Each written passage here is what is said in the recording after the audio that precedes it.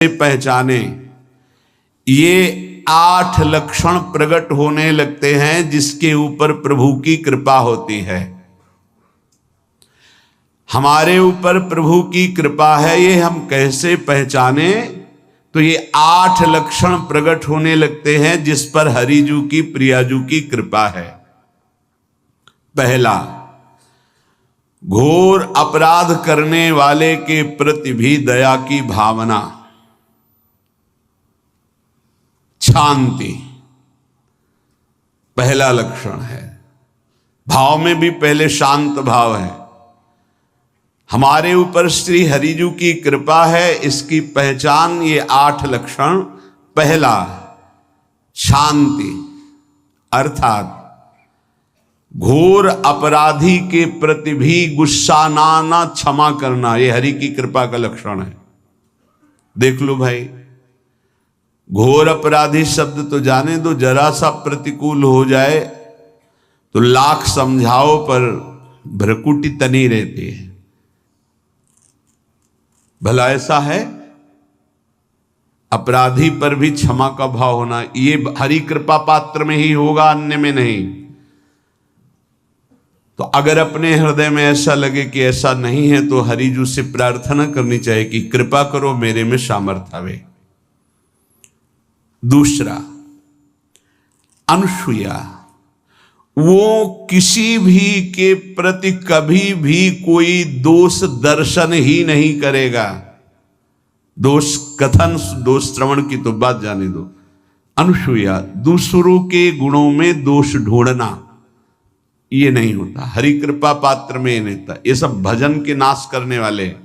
जैसे पहला अपराधी पर क्रोध कर देना, तो माया ने भेजा इसीलिए था कि तुम्हारे साथ व्यवहार ऐसा करे कि तुम क्रोध करो। क्रोध करोगे तुम्हारी ऊर्जा शक्ति नष्ट हो जाएगी, अध्यात्म में जो चलने की थी। और कहीं तुमने संकल्प कर लिया तो भजन शक्ति नष्ट हो जाएगी। तो अगर भजन बल है तो गया, जरूर उसको दंड मिलेगा, पक्का मिलेगा, 100% मिलेगा, लेकिन आप खाली हो गए।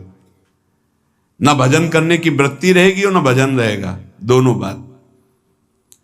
अनुसूया, किसी के सद्गुणों में दोष देखना, गुणों में दोष ढूंढना, ये हरि कृपा पात्र में नहीं होता।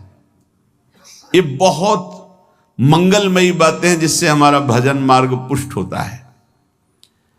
तीसरा, वो बाहर से और भीतर से पवित्र रहता है, हरि कृपा पात्र। शौचाचार का ज्ञान होना चाहिए, वस्त्र आपके पवित्र होने चाहिए, ये बाहरी जल रज आदि के द्वारा बाहरी पवित्रता। और निष्कपटता, निश्चलता, सत्य भाव, ये अंदर की पवित्रता है। अगर कपट है, छल है, असत्य है तो हृदय मलिन रहता है। भीतर और बाहर से पवित्र रहना, इसमें खास बात क्या है? भीतर और बाहर से पवित्र रहने में, भीतर और बाहर से सदैव पवित्र कौन रह सकता है?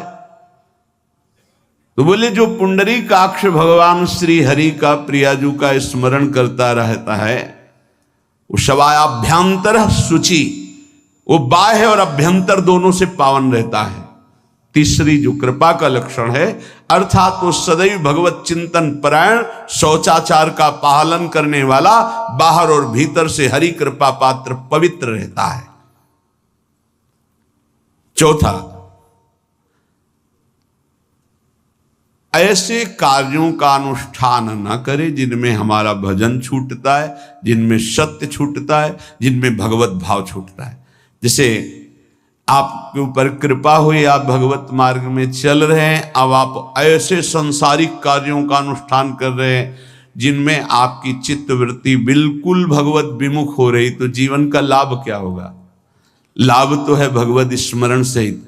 जैसे कल एक ने प्रश्न किया कि मैं खाता तो नहीं हूं लेकिन मांस की दुकान में मांस बेचता हूं, होटल आदमी, क्या उचित है? ये उचित कैसे हो सकता है?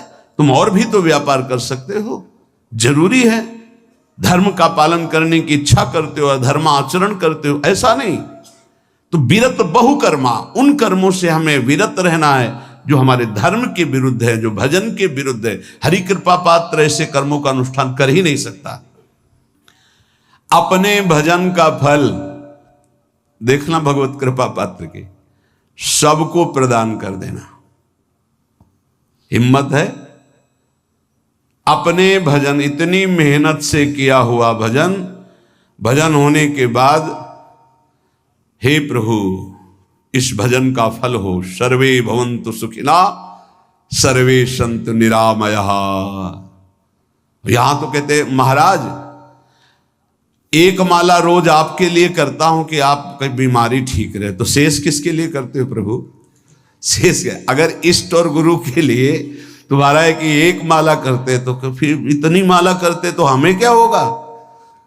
सब आपको दे देंगे तो हमें क्या होगा? तभी भजन का रहस्य नहीं जाना। छठवां, अपने भजन से अपने लिए कुछ भी ना चाहना और दूसरों की तो बात जाने दो, दूसरों से कुछ ना चाहना ये तो ठीक है, अपने भजन से अपने लिए कुछ ना चाहना है हिम्मत। देखो ये हरि कृपा पात्र में हिम्मत होती है। अपना भजन अपने प्रयोग में ना लाना, इसका भी आंतरिक रहस्य है।